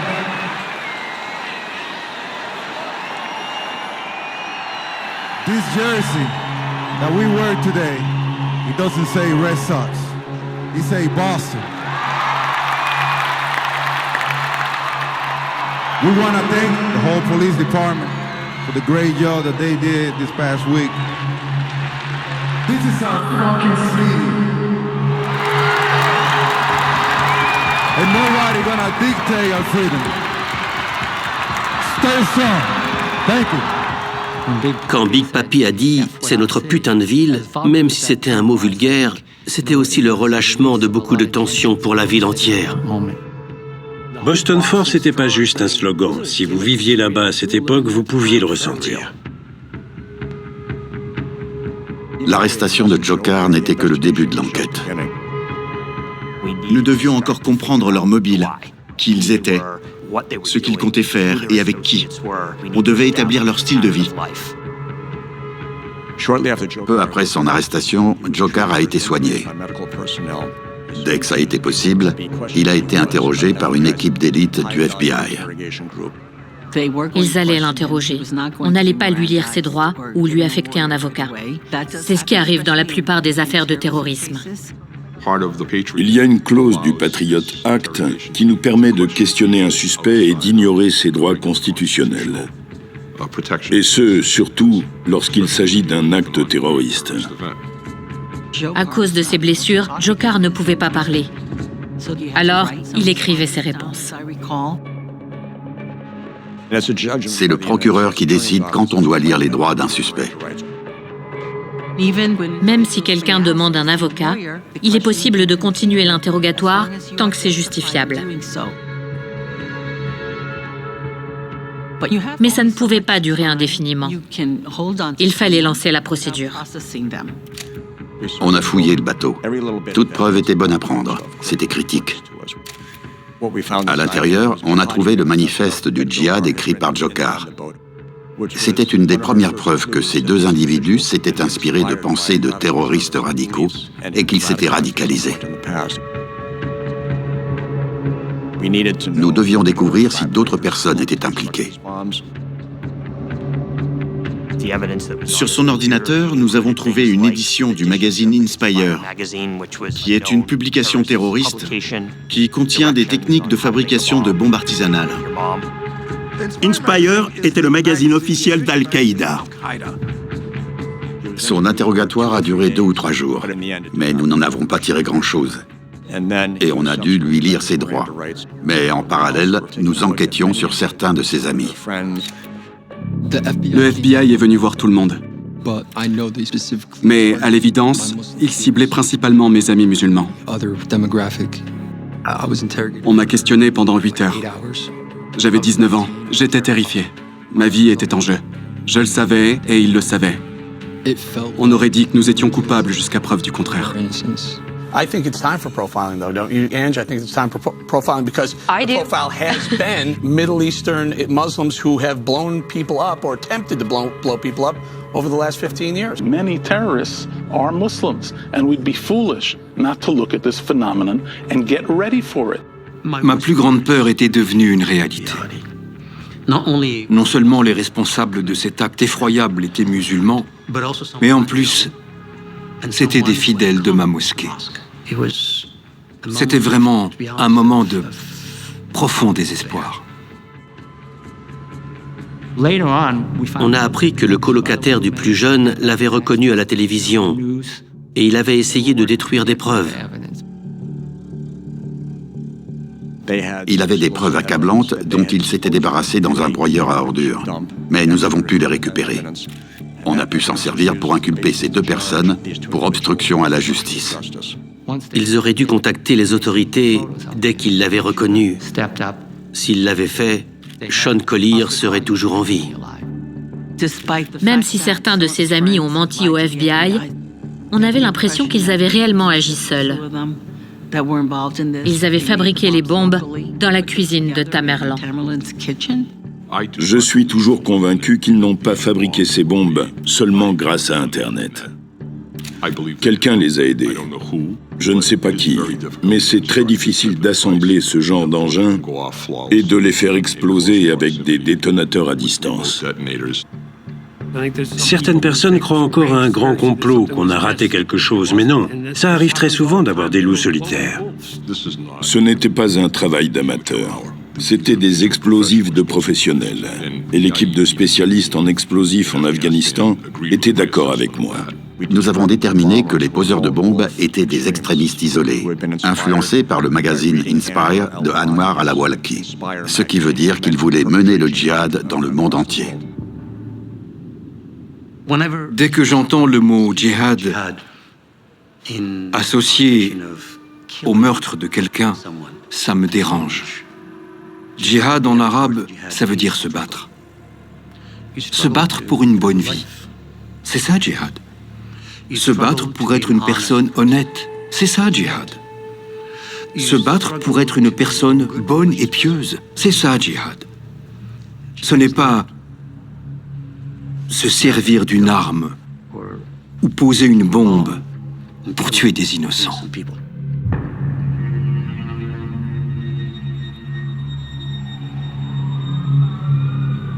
Quelques semaines après les explosions, la police et le FBI ont interrogé un homme, Ibrahim Todashev. C'était un ami de Tamerlan Tsarnaev, lui aussi tchétchène et combattant d'arts martiaux. Il aurait avoué avoir tué 3 personnes, dont Brendan Mess le 11 septembre 2011.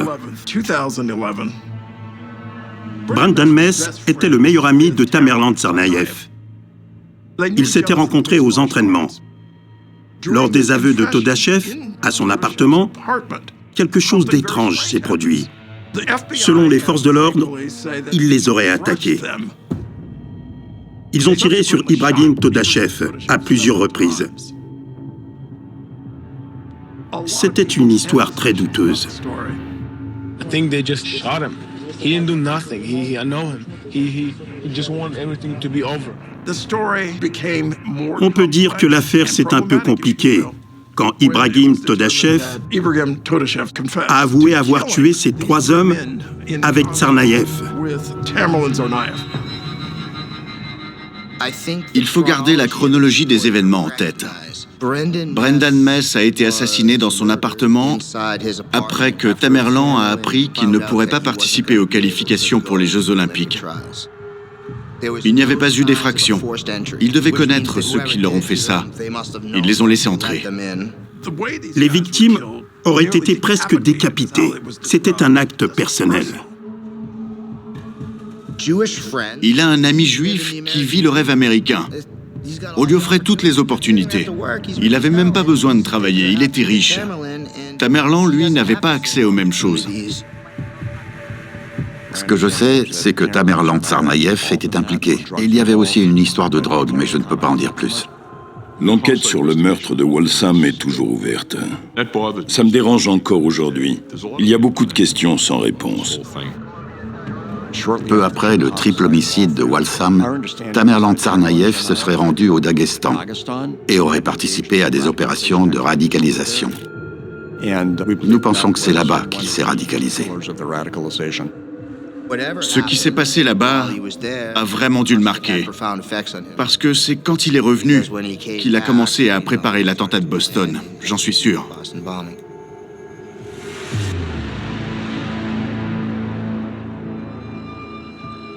Lors de l'été 2012, Tamerlan s'est rendu au Daghestan afin de se rapprocher de ses racines et de sa foi. De mon point de vue journalistique, tout s'est joué là-bas. On veut raconter aux gens ce qui s'est passé pour qu'ils comprennent et qu'ils ne fassent pas d'amalgame. Relater les faits tels qu'ils sont.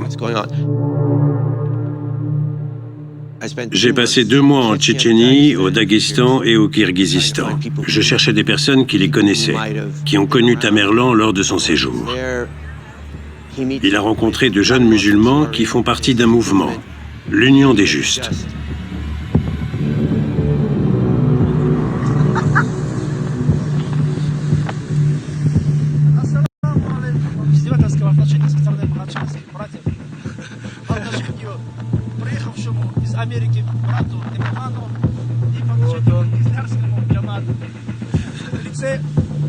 J'ai passé du temps avec eux.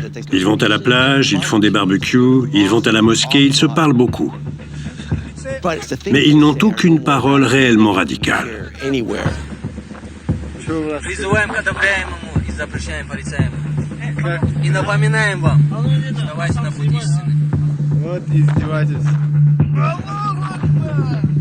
Ce n'est pas un groupe militant. J'ai essayé de trouver une trace de contact entre Tamerlan et des recruteurs de groupes militants. On m'a indiqué le chemin parce que personne ne voulait s'aventurer là-bas. Je marchais et j'ai rencontré des membres d'un groupe.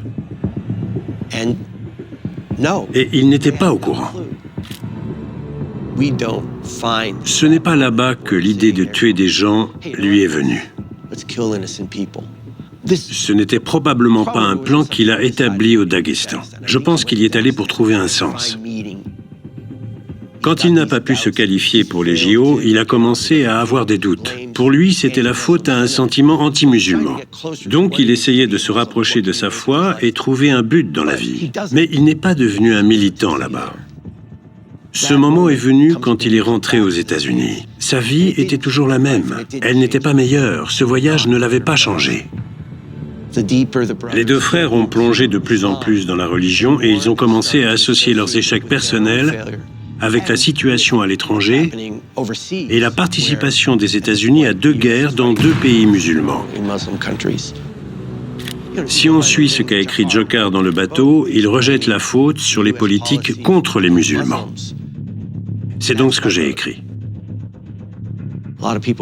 Beaucoup de personnes n'ont pas aimé ce que j'ai écrit parce que je les avais humanisés, comme si je rationalisais ou que je justifiais leurs actions. J'ai reçu un mail me disant « J'espère qu'un de vos proches se fera tuer par un terroriste islamiste pour que vous voyez ce que ça fait. » Je sais très bien ce que ça fait d'avoir un proche tué par un terroriste. Mon père était dans le premier avion qui a percuté les tours jumelles. Et tous les 11 septembre, je dois revivre ce moment. Combien de fois encore dois-je revoir ça? Combien de fois ai-je besoin de voir mon père mourir? Le fait de raconter leur histoire et ce qu'ils ont vécu ne justifiera jamais leur acte. Mais ils ne sont pas nés poseurs de bombes. Ils le sont devenus. C'est la vérité, et c'est ce qui s'est passé.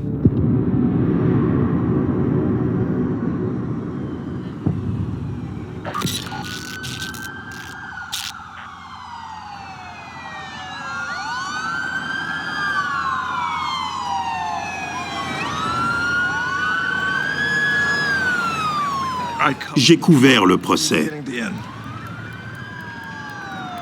On savait que Dzhokhar Tsarnaev allait être reconnu coupable. L'enjeu du procès était de savoir s'il allait écoper de la peine de mort ou de la réclusion à perpétuité. J'ai témoigné lors du procès. J'en avais envie. J'ai aussi fait une déclaration de victime. C'était très important que je le fasse, pour Crystal. Ce que je voulais, c'était être sa voix.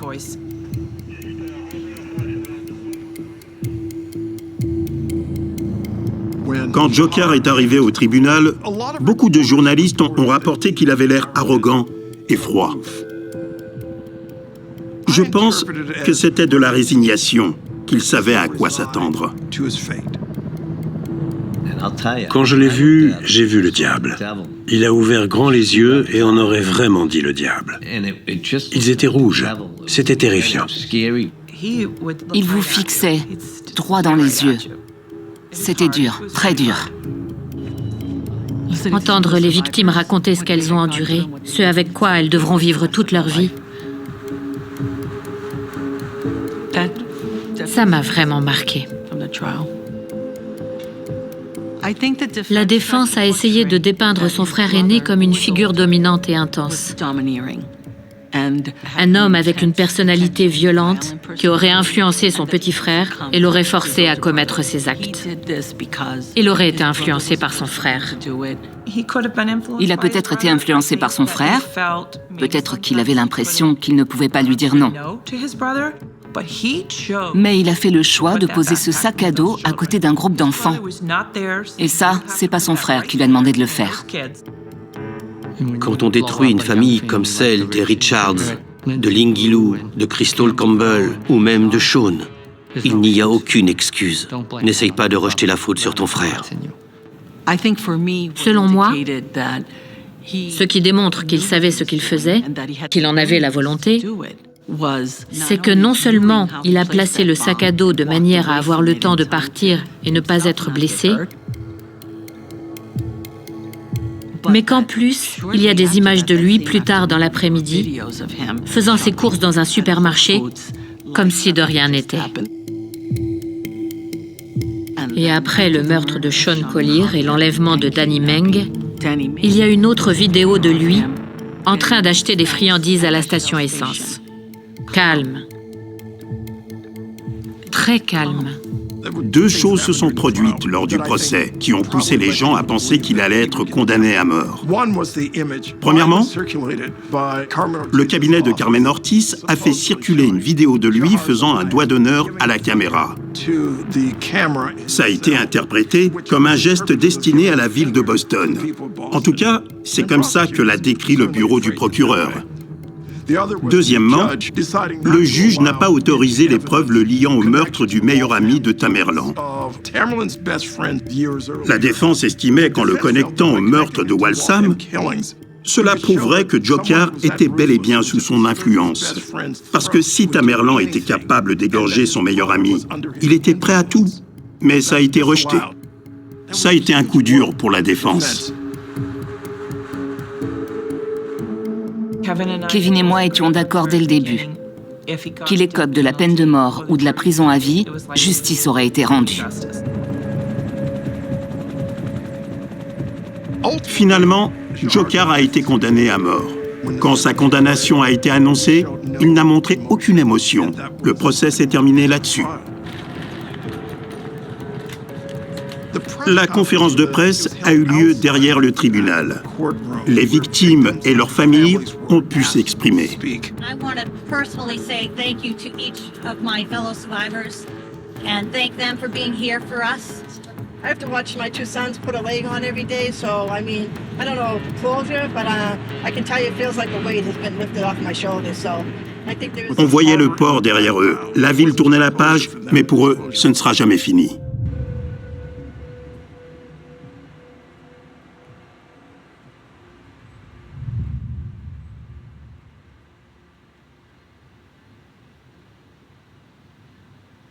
Il n'y a pas de justice. Nous avons été témoins de morts tragiques, des personnes qui ont perdu des membres. Ils ne récupéreront jamais leur innocence. On ne peut pas dire que c'est terminé. Pour eux, ce ne le sera jamais. Je connais la famille Richards et les Campbell. Ils vivront avec cette tragédie toute leur vie. Pour les personnes qui étaient présentes, ce ne sera jamais fini. Ils n'oublieront jamais. Ils seront toujours là-bas. Ce sont les pompiers, les blessés, les mutilés, les familles des victimes. Ils se souviendront de ce jour toute leur vie. On ne peut pas oublier. On a encore le cœur lourd. J'ai eu une période très sombre. Je ne savais plus qui j'étais. J'ai perdu de vue mon identité. J'étais déçu. Et je me sentais trahi. Tous les ans, la blessure s'ouvre à nouveau pour Karen. C'est dur, c'est très dur. Je ne veux pas qu'on oublie Crystol.